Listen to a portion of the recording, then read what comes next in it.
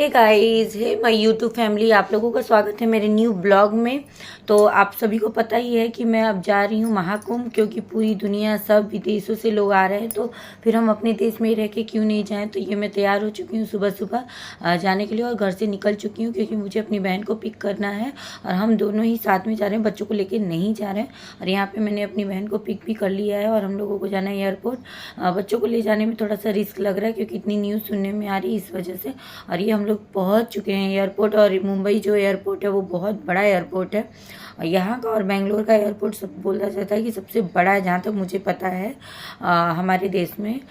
उसके बाद अभी और भी जगहों पे बन रहे हैं एयरपोर्ट। तो यहाँ पे देखो व्यवस्था बहुत ज़्यादा अच्छी रहती है। और उसके बाद हम लोग पहुँच चुके थे दिल्ली, और हम लोगों को दिल्ली से जाना था बाई ट्रेन महाकुंभ के लिए, क्योंकि अवेलेबल ही नहीं थी सारी टिकट वगैरह, और बहुत कॉस्टली थी टिकट। तो हम लोगों ने इस तरह से अपनी यात्रा किया।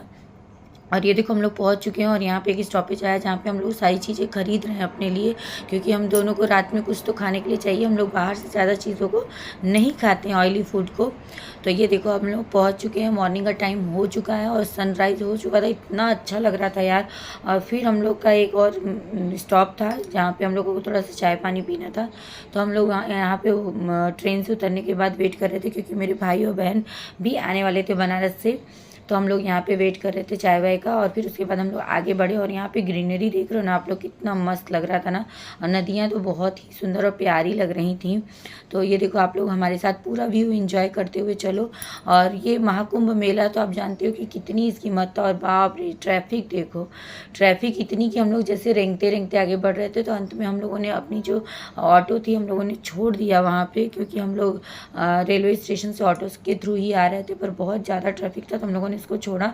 उसके बाद हम लोग थोड़ा आगे बढ़े, और हम लोगों को जो यहाँ पे बाइक राइडर मिल गए थे। ये भैया थे जो बहुत ही अच्छे थे, और इन्होंने हमारी बहुत ज़्यादा हेल्प की थी, और पैसे भी नहीं लिए थे। तो बोलते हैं ना कि लोग मदद कर देते हैं, और लोग झूठे बदनाम करते हैं कि जो इलाहाबाद के लोग होते हैं वो फालतू के पैसे ले रहे हैं। ऐसा कुछ नहीं, मदद करने वाले लोग भी बहुत ज़्यादा थे वहाँ पे, और उन्होंने हमारी बहुत ज़्यादा ही हेल्प की थी। और ये देखो अब पूरा हम लोग संगम सिटी में, मतलब अंदर की तरफ जा रहे हैं, जहाँ से हम लोगों को त्रिवेणी संगम की तरफ जाना है। और ये देखो जितने नागा साधु थे ना, वो वहाँ से प्रस्थान कर रहे थे जब हम लोग गए थे। हम लोग 7 तारीख को नहाने के लिए गए थे, तो उस समय तक जो मेन स्नान था वो हो चुका था। और सारे नागा साधु, और बोलते हैं ना जब महाकुंभ जब लगता है तो नागा साधु जो है कि जहाँ भी तपस्या करते हैं हिमालय पे, पर्वत पे, वो लोग वहाँ से यहाँ पे आ जाते हैं। और अगर ये जो महाकुंभ है वो 144 वर्षों के बाद सौभाग्य प्राप्त हो जाता है। अभी सब लोग सोच रहे हैं ना कि 144 वर्ष के बाद हम जिंदा रहेंगे, नहीं आप लोग गंगा यमुना और सरस्वती का संगम है। तो आप कोई भी जो हिंदू धर्म की पौराणिक कथाओं में है कि जब समुद्र मंथन हो रहा था तो जो अमृत कलश था उससे कुछ बूंदें जहाँ जहाँ गिरी थी वो क्षेत्र जो है कि कुंभ मेला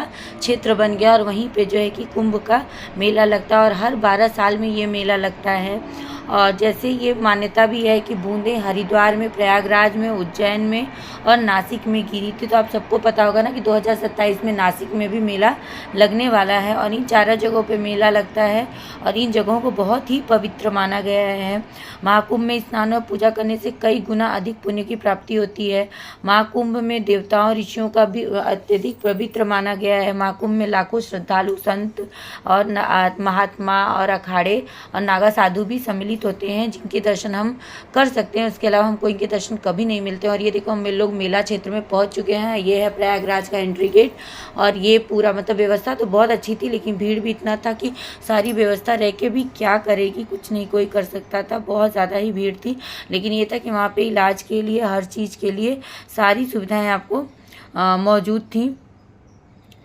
तो आप लोगों को जो महाकुंभ है इस साल का जो लगा हुआ है, उसके लिए आप लोगों को प्रयागराज पहुंचना पड़ेगा। प्रयागराज से भी आपको जाने के लिए आप फ्लाइट लेते हो डायरेक्ट, तो भी आपको वहां से कुंभ मेला क्षेत्र में जाने के लिए कम से कम 12 किलोमीटर चलना पड़ेगा। अगर आपको बाइक वगैरह मिल गई तब तो ठीक है, नहीं तो आपको उतना दूरी पैदल ही चलना पड़ेगा। हम लोगों को ज़्यादा नहीं चलना पड़ा था, हमको बाइक मिल गई थी, तो हम लोगों को लगभग 3.5 किलोमीटर जाना और 2-2.5 किलोमीटर वापस आने के टाइम हमको चलना था। और ये देखो वहाँ पे चिकित्सालय, मतलब वहाँ पे सारी सुविधाएं जो हमारे माननीय मुख्यमंत्री जी ने हैं वो सारी चीज़ों को किया हुआ है उन्होंने।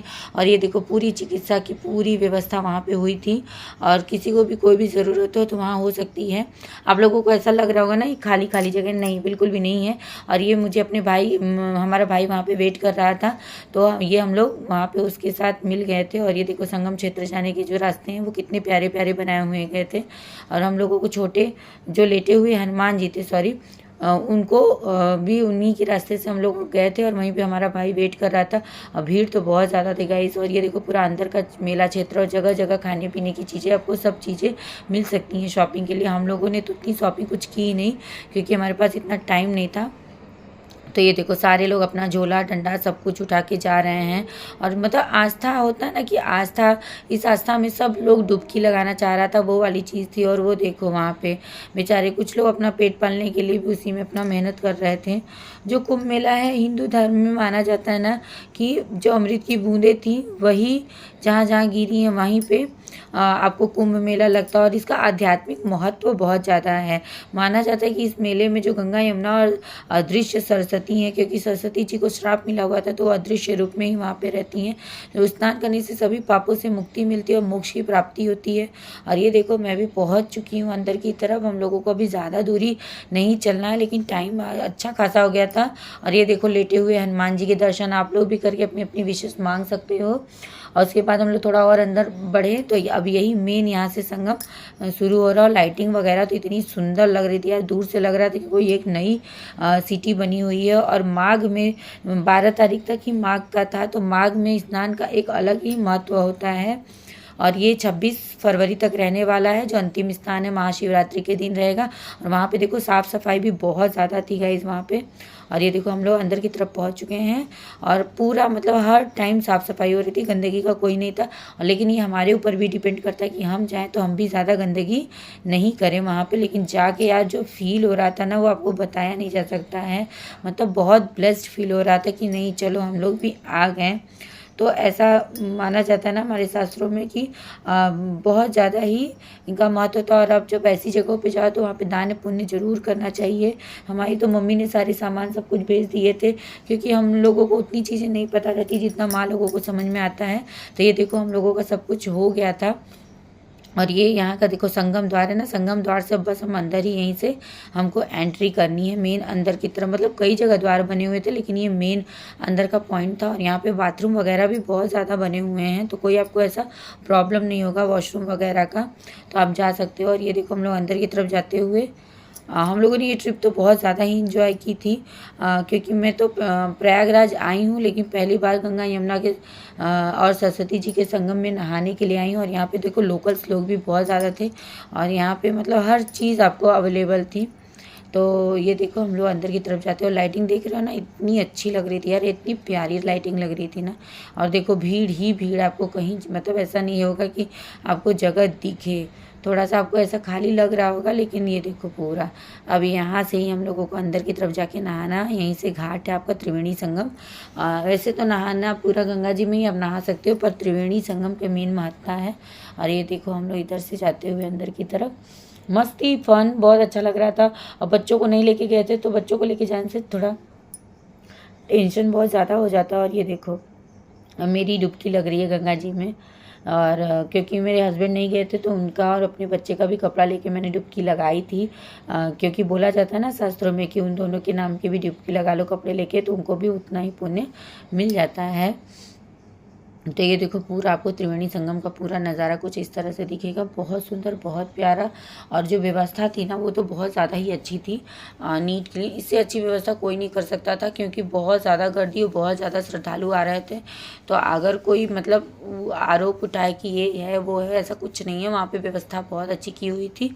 हाँ लेकिन आपको अगर जाना है भाई आस्था की डुबकी लगानी है तो आपको थोड़ा तो दिक्कत झेलना ही पड़ता है, पैदल थोड़ा चलना ही पड़ेगा, क्योंकि क्राउड की वजह से ही ज़्यादा प्रॉब्लम हो रही थी। और सब लोग चाह रहा था कि हम डुबकी लगा लें, कोई ऐसा ना हो कि छूटा रहे। तो ये मैं अपनी गंगा जी में डुबकी लगाते हुए, तो मेरी तो डुबकी बहुत अच्छे से हो चुकी थी, स्नान हो गए थे। और मेरी बहन की बारी थी, अब उसको तो पानी बहुत ज़्यादा ठंडा लग रहा था, लेकिन फिर भी चलो अच्छा है, डुबकी हम लोगों की लग गई तो बहुत अच्छा लग रहा था यार। वो भी इंजॉय कर रही थी, बहुत ज़्यादा इंजॉय कर रही थी।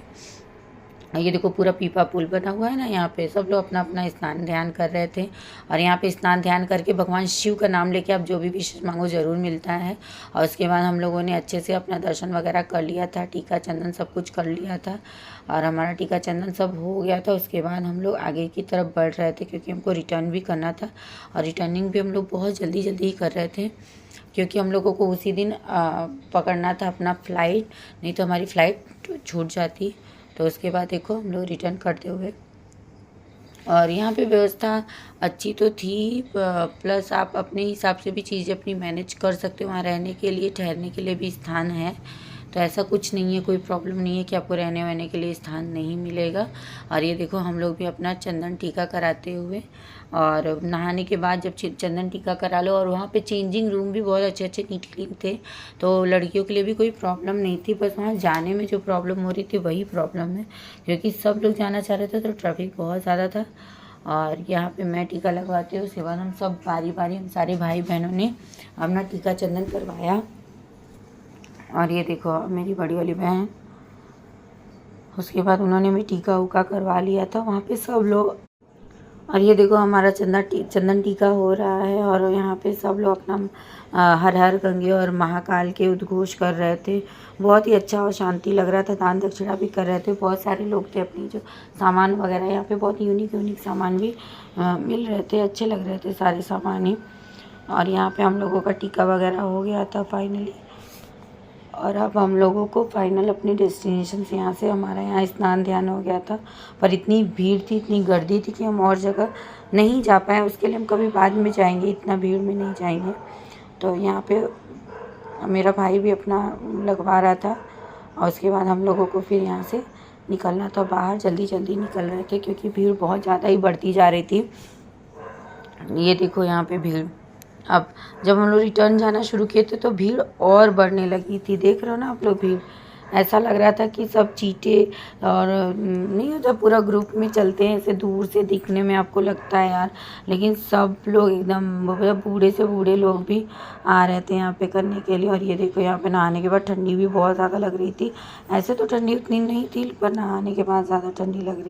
और फिर यहाँ से निकलते हुए पूरे भारी मन से, क्योंकि मन तो कर नहीं रहा था, मन कर रहा था और थोड़ा रुक जाए, पर भीड़ भी बहुत ज़्यादा थी। और फिर वहाँ पे रात को रुकने में थोड़ी प्रॉब्लम होती है हम लोगों को, और बच्चे को भी छोड़ के गए थे तो इसलिए थोड़ा सा प्रॉब्लम था, इसलिए हम लोगों को वहाँ से फटाफट निकलना पड़ा। और हम लोगों को यही सुकून था कि हमारी जो यात्रा थी वो बहुत ज़्यादा अच्छी रही। तो आप लोगों में से जितने लोग भी नहीं गए, आप लोग भी जा सकते हो अपने अपने साधन से, तो और बेटर रहेगा। तो आप लोगों को मेरा पूरा ब्लॉग कैसा लगा कुंभ मेला का, अगर अच्छा लगा होगा तो प्लीज़ इसको लाइक करना, शेयर करना, और अगर आप मेरे चैनल पे नए आए तो सब्सक्राइब करना मत भूलना। और जो भी आपको चीज़ें पसंद आई हो या जो चीज़ें नहीं पसंद आई हो, प्लीज़ आप लोग कमेंट करना। और ये देखो छोटी सी प्यारी सी बच्ची, बहुत मतलब प्यारा लग रहा था यार, पूरा एरिया ही अच्छा लग रहा था, सब एक से एक यूनिक लोग थे। और ये देखो हम लोग बाहर की तरफ जाते हुए, यहाँ पे हम लोग के पास इतना टाइम ही नहीं था कि हम मतलब सारी चीज़ें परचेस कर सकें, हम लोगों को फटाफट निकलना था। और ये नंदी द्वार है, यहीं से हमको बाहर निकलना था। और हम लोगों को बाद में ऑटो भी मिल गया था, थोड़ी दूर के लिए ही सही, लेकिन मिल गया था। फिर भी हम लोगों को पैदल चलना पड़ा, पर कम चलना पड़ा। देखो ये पूरे राजस्थान के लोग ग्रुप बना के लोग आए हुए थे यहाँ पे, तो भीड़ तो बहुत ज़्यादा आपको मिलने वाली है गाइस। और अब तो लास्ट ही महाकुंभ का मेला आने वाला है, और ये महाकुंभ का मेला बार बार नहीं आएगा। तो जितने लोग भी नहीं गए हो आप लोग प्लीज़ जाओ और वहाँ पे नहाओ। वहाँ पे नहाने के बाद एक अलग ही अनुभूति होती है, हम लोगों को तो ऐसा ही फील हुआ, बहुत ही अच्छा लगा हम लोगों को।